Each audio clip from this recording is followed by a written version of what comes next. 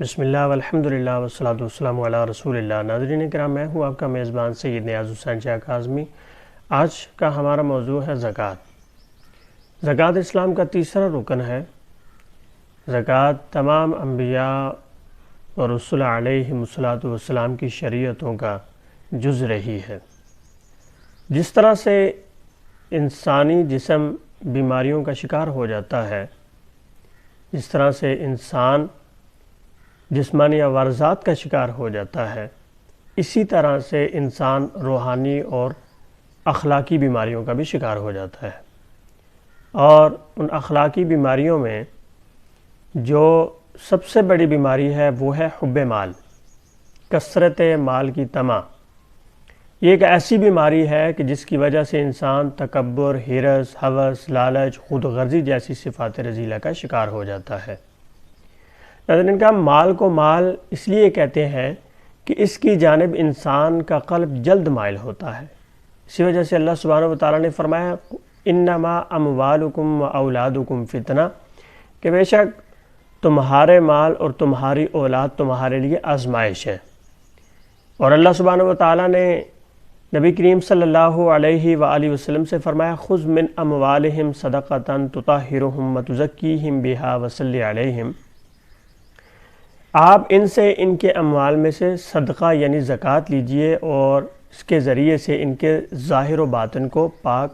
صاف کریں۔ اور ایک اور مقام پر اللہ سبحانہ و تعالیٰ نے فرمایا کہ وہ لوگ کہ جنہیں اللہ سبحانہ و تعالیٰ نے اپنے فضل و کرم سے مال عطا کیا اور وہ اس میں بخل کرتے ہیں،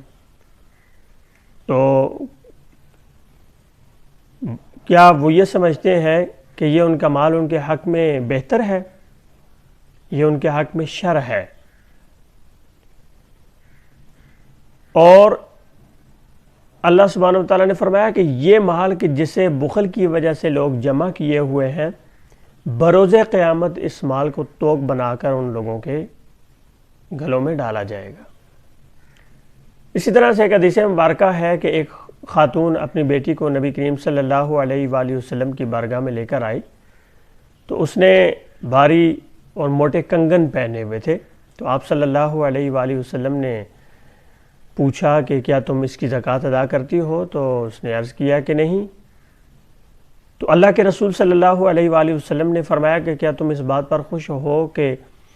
ان کنگنوں کی زکوٰۃ ادا نہ کرنے کی وجہ سے بروز قیامت اللہ سبحانہ و تعالیٰ تمہیں آگے کنگن پہنائے؟ تو اس لڑکی نے اس وعید کو سننے کے بعد وہ کنگن اتارے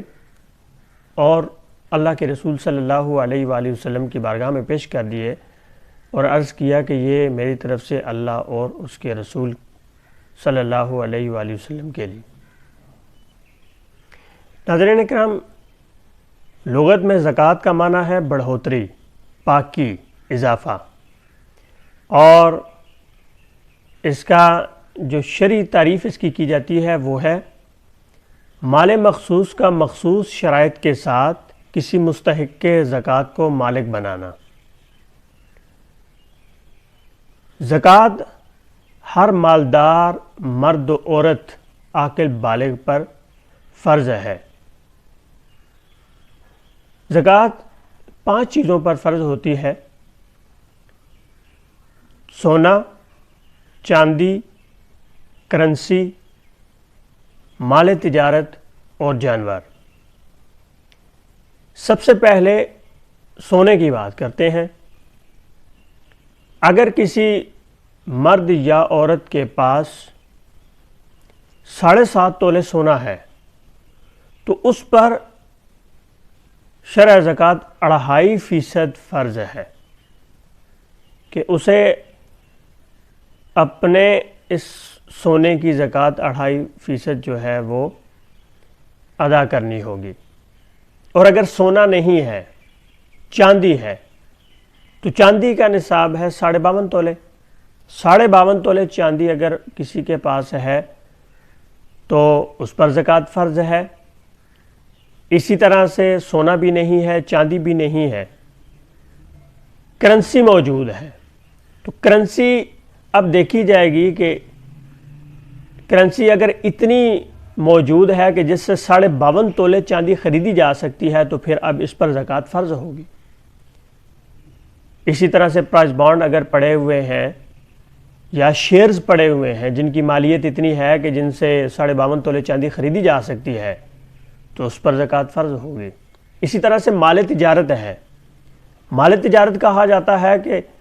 ہر وہ مال کہ جسے آپ نے فروخت کرنے کے لیے خریدا ہو،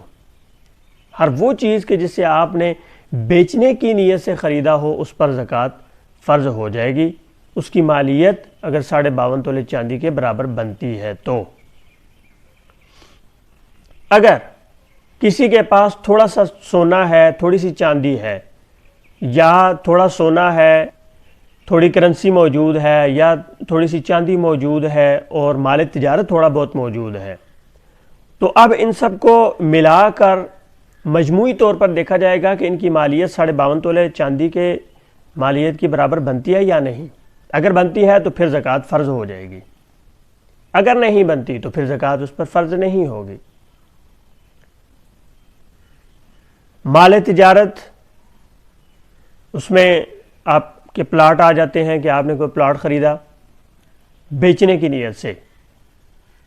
تو اب آپ صاحب نصاب ہیں، اس پر زکوٰۃ فرض ہو جائے گی۔ آپ نے پلاٹ جو ہے وہ بیچنے کی نیت سے نہیں خریدا تھا، بعد میں آپ کی نیت بدلی اور آپ نے اسے بیچنے کی نیت کی، تو اب جب آپ بیچیں گے جو رقم آپ کو حاصل ہوگی وہ سال بھر آپ کے پاس پڑی رہے، اس کے اوپر سال گزر جائے تو اب اس پر زکوٰۃ فرض ہو جائے گی۔ لیکن اگر آپ نے پلاٹ خریدا، آپ کی بیچنے کی نیت نہیں تھی، آپ نے اپنے ذاتی استعمال کے لیے، گھر بنانے کے لیے خریدا تو اس پر زکوٰۃ نہیں ہے۔ اسی طرح سے آپ نے پلاٹ خریدا اس نیت سے کہ چھوٹے نابالغ بچے ہیں ان کے لیے کہ وہ بڑے ہوں گے تو یہ ان کے کام آئے گا، تو اب اس پر بھی زکوٰۃ نہیں ہوگی۔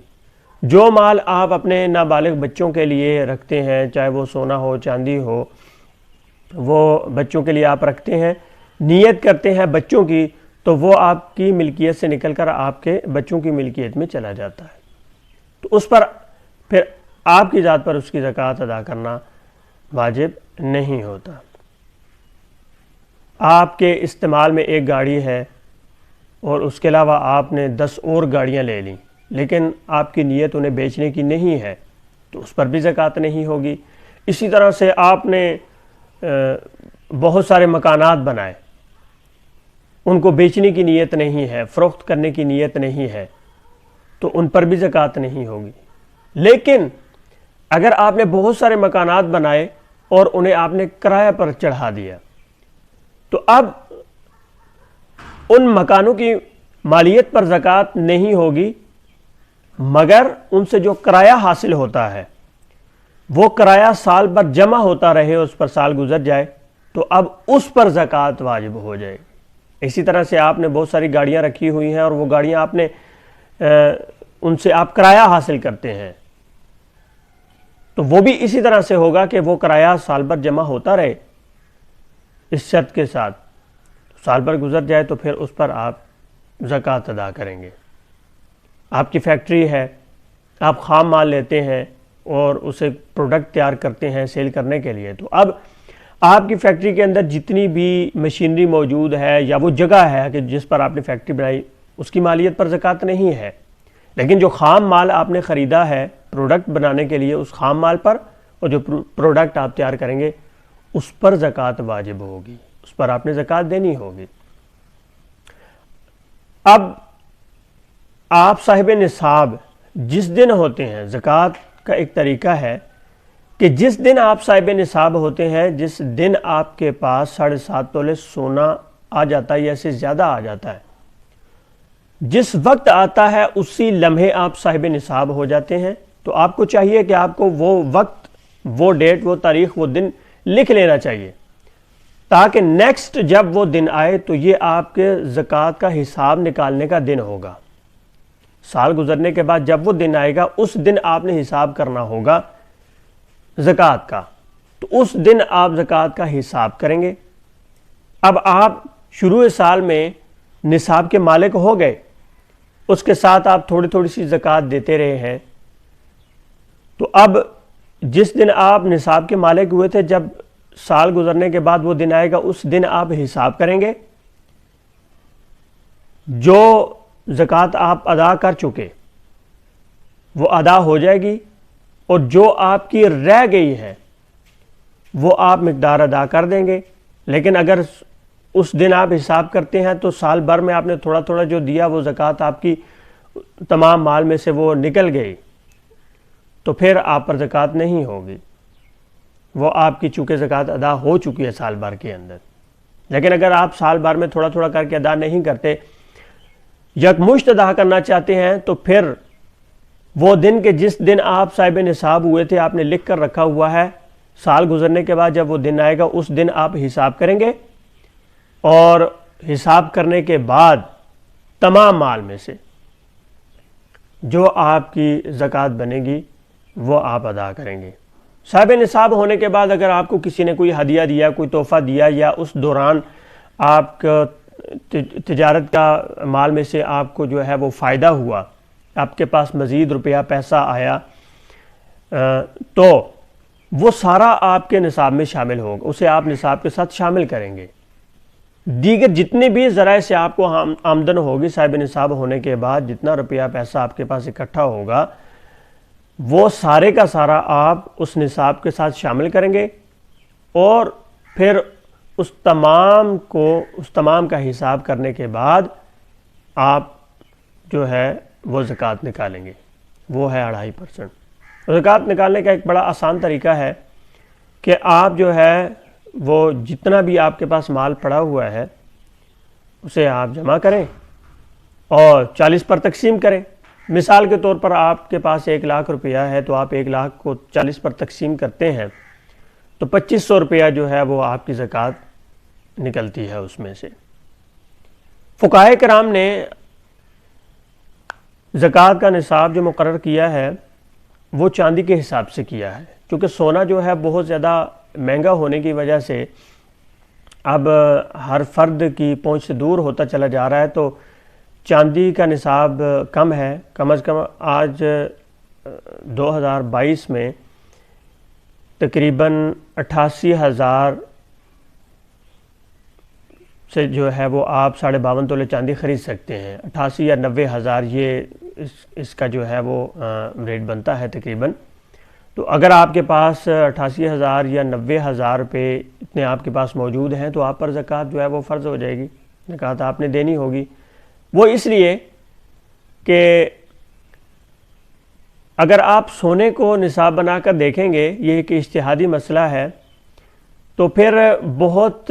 زیادہ جو ہے وہ غربا رہ جاتے ہیں اور زکوٰۃ ادا کرنے والے بہت کم لوگ ہو جائیں گے۔ تو چاندی کا نصاب اس لیے فقہائے کرام نے مقرر کر دیا تاکہ زیادہ سے زیادہ جو ہے وہ لوگ زکوٰۃ ادا کریں اور زیادہ سے زیادہ غربا اور مساکین لوگوں کا فائدہ ہو اور ان لوگوں کا بھلا ہو۔ تو ناظرین اکرام، آپ مستحق زکوٰۃ کو زکوٰۃ ادا کریں گے، آپ کو دیکھنا ہوگا کہ جسے آپ زکوٰۃ ادا کر رہے ہیں کیا وہ زکوٰۃ کا مستحق ہے یا نہیں، یعنی اس کے پاس 52.5 تولے چاندی کی مالیت کے برابر مال اس کے پاس موجود ہے یا نہیں۔ تھوڑا سونا پڑا ہے جس کی مالیت اتنی بنتی ہے، کرنسی پڑی ہے، مال تجارت پڑا ہوا ہے، اگر 52.5 تولے چاندی کی مالیت کے برابر یا اس سے زیادہ کسی کے پاس روپیہ پیسہ یا یہ چیزیں موجود ہیں تو پھر آپ اسے زکوٰۃ نہیں دیں گے۔ اگر کوئی شخص جو ہے اس کے پاس یہ مالیت نہیں ہے، وہ اپنے اخراجات بڑی مشکل سے پورے کرتا ہے، 52.5 تولے چاندی کی مالیت کے برابر اس کے پاس جو ہے اپنے اخراجات نکالنے کے بعد کچھ بھی نہیں بچتا، تو پھر وہ مستحق زکوٰۃ ہے، آپ اس سے زکوٰۃ ادا کریں گے۔ شوہر اپنی بیوی کو زکوٰۃ نہیں دے سکتا،